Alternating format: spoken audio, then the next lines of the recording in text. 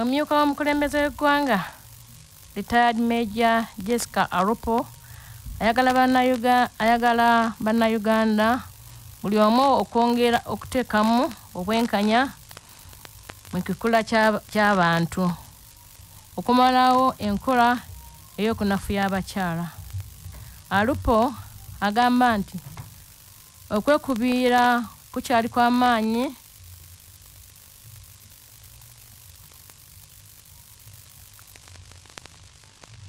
okugabanya obuyinza n'emirimu era abakyala okufuna emirimu bayita mu buzibu bungi.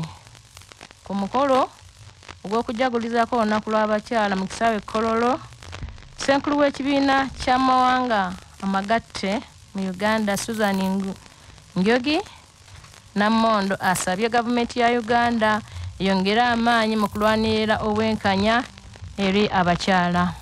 And when crisis is hit, we've just had 2 years of the COVID pandemic. We increasingly experience climate-related disasters. There are wars in the neighborhood and elsewhere, and other calamities. The evidence is women tend to suffer more negative setbacks towards the enjoyment of their share of the national and global progress towards development. The SDG framework offers an inspiring and inclusive vision of the future, a world free of poverty, inequality, injustice, and discrimination, and a healthy planet for present and future generations. Hajati Farida Kibowa, ssentebe w'abakyala wansi w'ekibiina kya National Women Council, asinzidde ku mukolo n'asaba omukulembeze w'eggwanga ayongere okulwanyisa omuze ogw'okunyooma abakyala mu bitongole bya gavumenti. According to WEP Reports 2021, over 15,000 groups and over 18,000 women benefited from this program.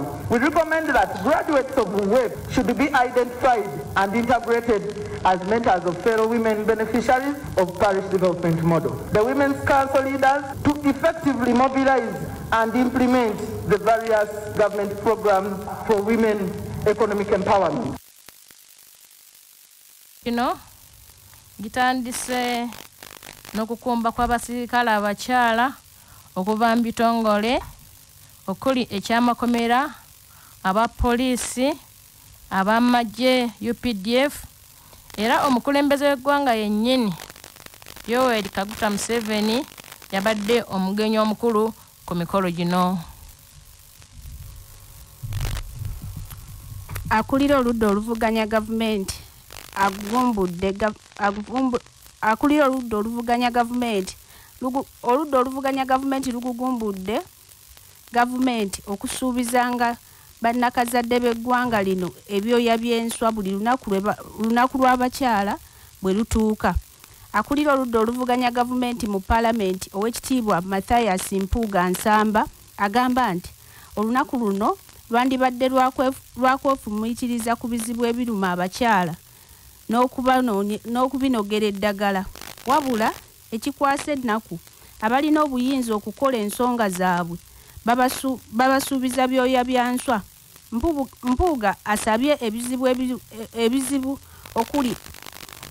okuli abakyala abafiira mu ssanya 15 buli lunaku mu ggwanga olw'obutaba na bikozesebwa mu malwaliro, abakyala abataba na mirimu,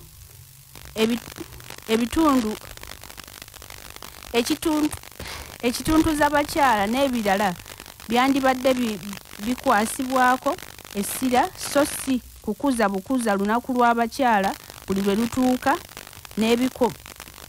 n'ebikomaawo. Mu kaseera kano buli muntu ayogera ku bakyala naye tewali avaayo nnyo obukuukubira kulaga nti ensonga ekwata ku bakyala eba ekwata ku ggwanga lyonna. Ebintu ebisitawaanya eggwanga lino ng'ebbula ly'emirimu, okugoba abantu ku ttaka, okutulugunya abantu biyinza obutatuuka butereevu ku bakyala ne buli ekikolebwa kijjukira ku bulamu bwabwe n'ebiseera byabwe eby'omu maaso n'abaana baabwe. Tutwale omukisa guno nga tukuza olunaku lw'abakyala okujjukira byonna ebinyiga eggwanga nebinyiga abakyala: amalwaliro amabi, ebbula ly'emirimu, abagobya abantu mu kibuga, abatembeeyi basinze okugoba abakyala batundira ebintu ku kkubo. era babonaabona abagenda mu mawanga okukola obwayaaya abasinze okubonaabona bakyala n'olwekyo nga abakulembeze ekkatala okutereeza eggwanga okutebenkeza obulamu bw'abakyala n'ebirooto byabwe.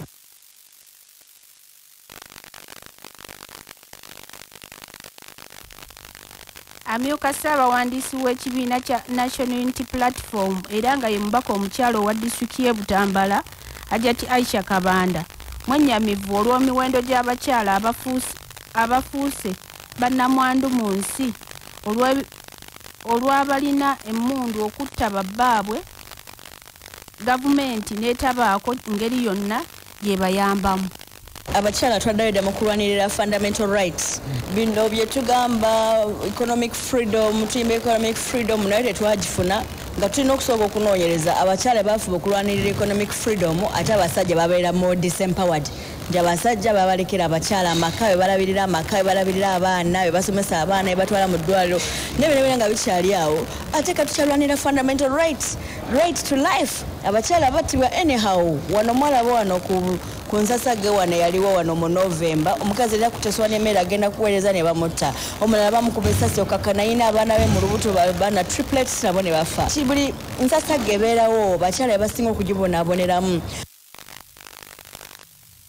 Abakyala abakolera mu kyondo kya Buwalabu balaajanidde gavumenti ya Uganda etekewo embeera esobesa bannayuganda okwetandikirawo emirimu kikendeeze ku muwendo gw'abakyala abaggweredde ku kyeyo mu nsi ez'enjawulo era gye bafiira. Abakyala bagamba nti ekibatwala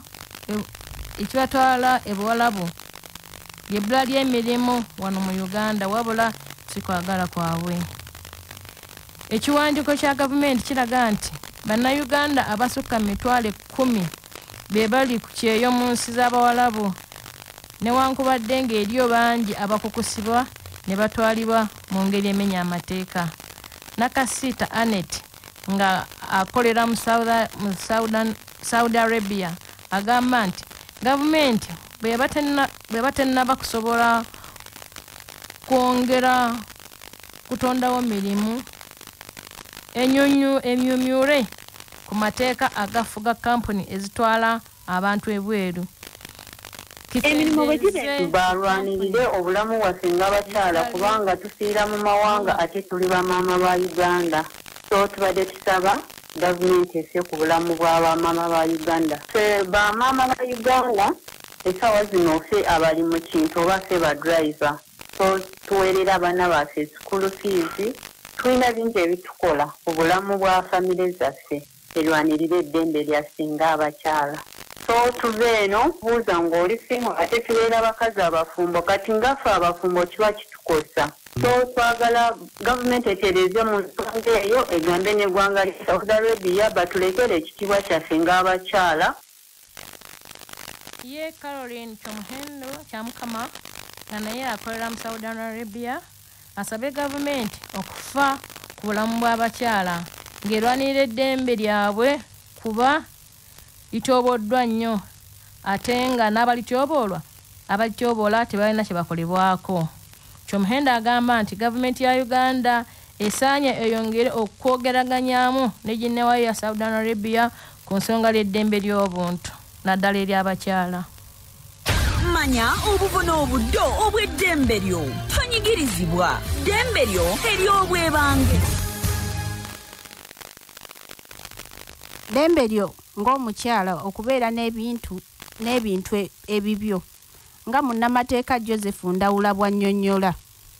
Omukyala naye alina eddembe okubeera n'ebintu ebyo ku bubwe oba mufumbo oba si mufumbo. Ate nno ne bw'aba mufumbo wabeerawo ebintu ebitwalibwa okubeera ebyawaka awamu nga abafumbo bwe babeera nabyo wabula ate wasobola n'okubeerawo ebintu eby'obwannannyini okugeza ng'ettaka amayumba g'obupangisa n'ebirala. Singa omukyala abeera mufumbo naye ne wabeerawo ebintu ebyo eby'obwannannyini byabeera yeekoledde era nga tebitwalibwanga bya famire ebyawamu omukyala oyo wa ddembe okubitunda era wa ddembe n'okukola ekiraamo n'alaama engeri ebintu byebyo gye bikwatibwamu singa aba afudde. abakulembeze b'abakyala abaliko obulemu nga bawangala n'akawuka akaleeta mukenenya e Kalungu bali mu kutya olw'abakyala bannaabwe abakyalemeddemu okwetya ekiviiddeko abakyala baliko obulemu e Kalungu okusigalira emabega naddala mu byenkulaakulana. Nalubwama Juliet Mabike akulira ekibiina kya Kadifa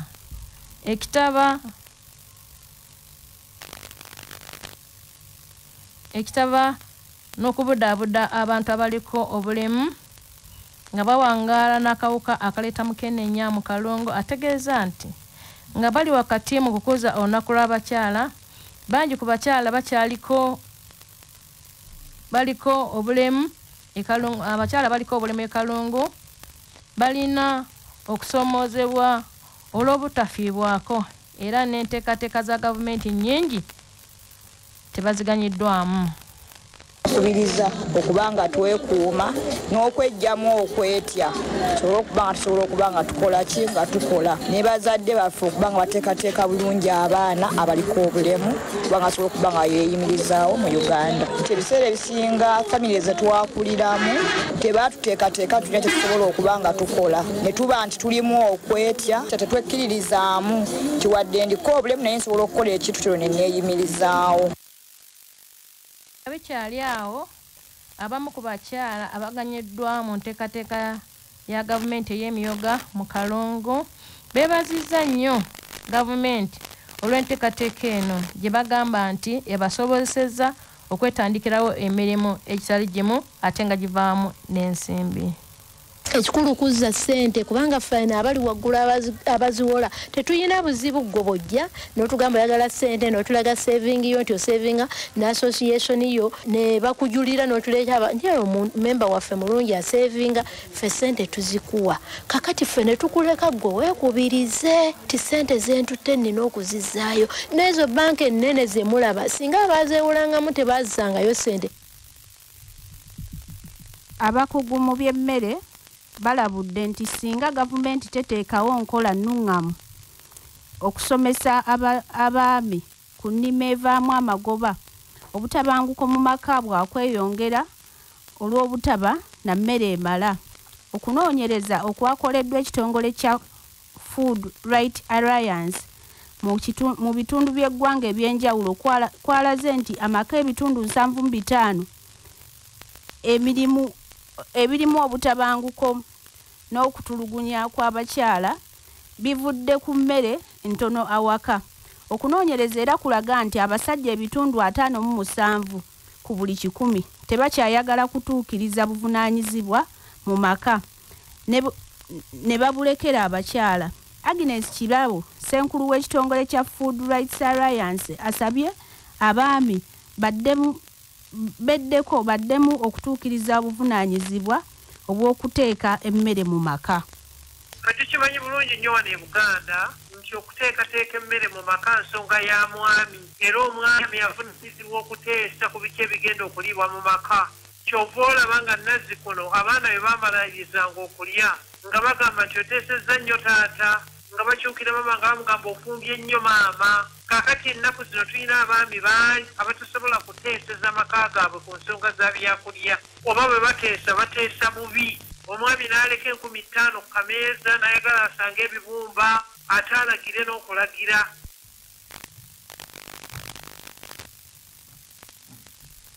Nga ensi yonna ekuza olunaku lw'abakyala, abamu ku baana abawala abaafunira embuto mu muggalo gwa COVID-19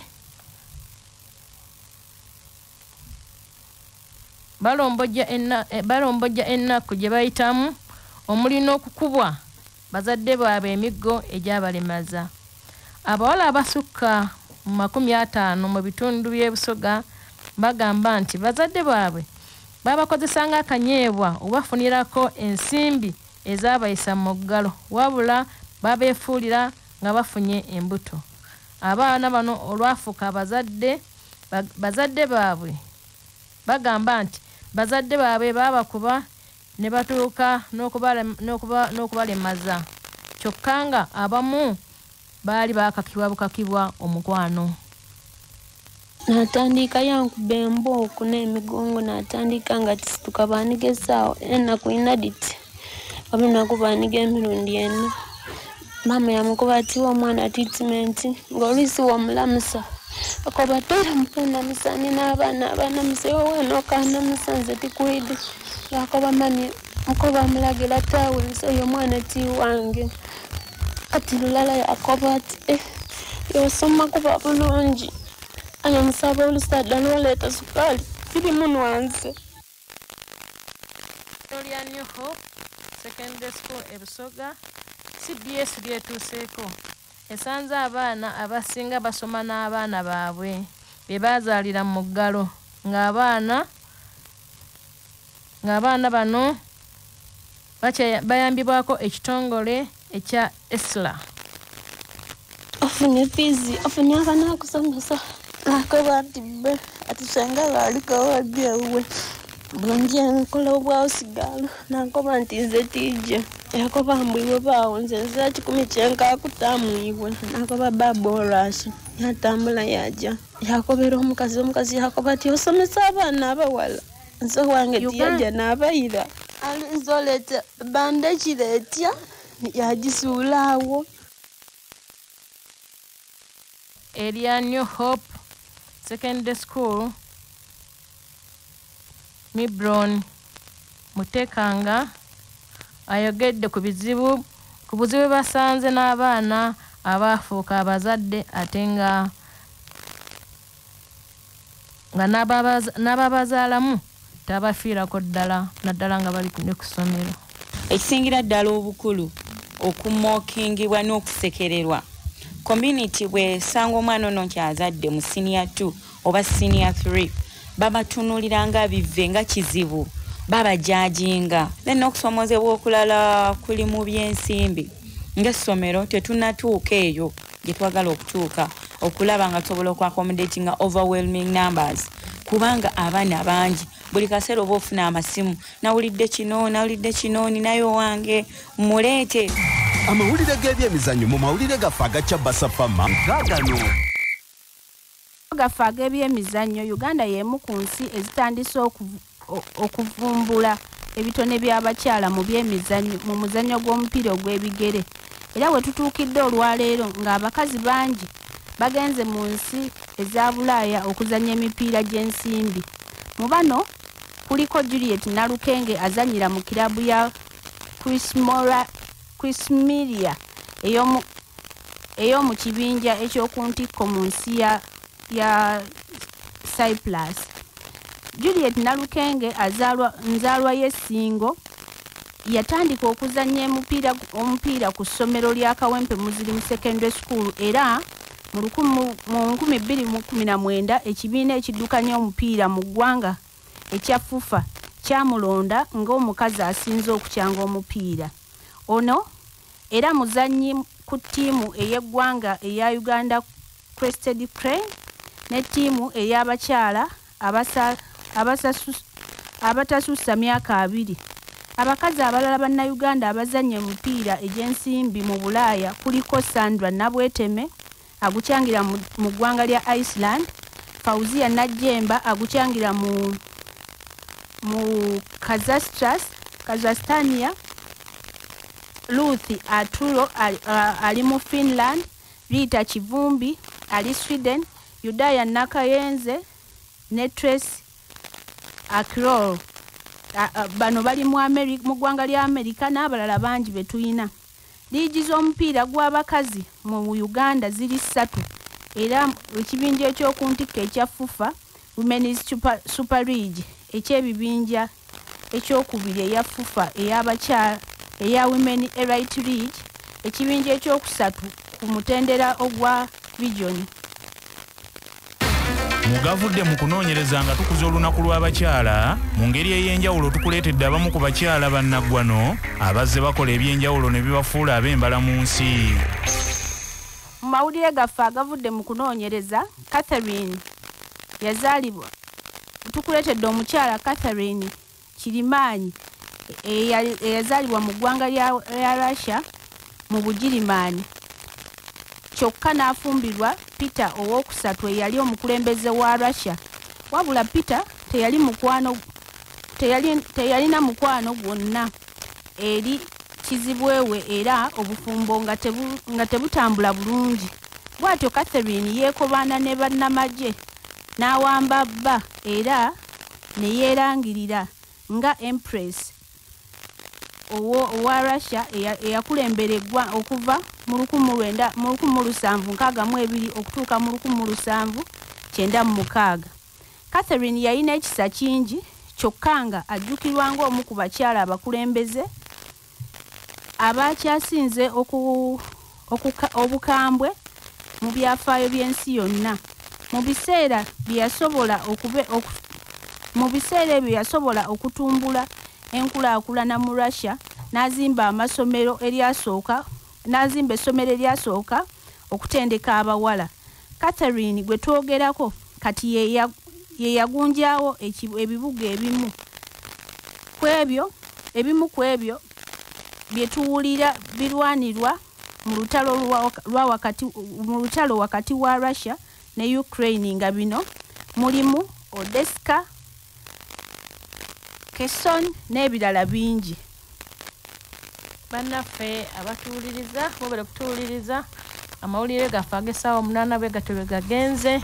Omusomi mbadde babiri Mary Kabanda ne munnange Nambo Nyala nyongera okubayozayoza mubale okutuuka ku lunaku n'olw'abakyala. Nsaba abakyala twongeremu amaanyi naddala okuweerera abaana naddala abaana abawala kijja kutuyamba abaana baffe okubongera ku ddaala eddala. Nsaba abakyala mwenna twongere okusaamu babbaffe ebitiibwa nammwe abaami mwongere otukwasizaako. Tumidde nnyo omukungu Kabanda Charles omwami wange abasomesa naddala abakyala aba ku St Jude Senior Secondary School kyabakuza Masaka, St Mary's Junior School Kaddugala Masaka era n'abakyala aba Deep Women's League mwenna mbatumidde. Mukama Katonda abakome. Ssaabasajja Kabaka wa Buganda wangaali. Twebaza abawuliriza amawulire okuva gye twatandikidde aga CBS 88 katonyeze 8 paka we tugamaliriza. Mwebale kutuwuliriza naye abakyala mbasaba nti temukoma kuvuganya ku bifo by'abakyala bokka, gye tuvuganye ne ku bifo eby'abaami ngaffe we twavuganya ne tuwangula nammwe mukisobola bulungi nnyo. Omumanyi omu yagamba nti omuntu asomesezza omukyala aba asomesezza eggwanga lyonna. N'olwekyo twenyigire mu bukulembeze ate tweweeyo nnyo okulabirira abaami baffe n'abaana baffe. Mwebale nnyo, mwebalire ddala. Nze Nambo Rashida, ssentebe wa Butambala District.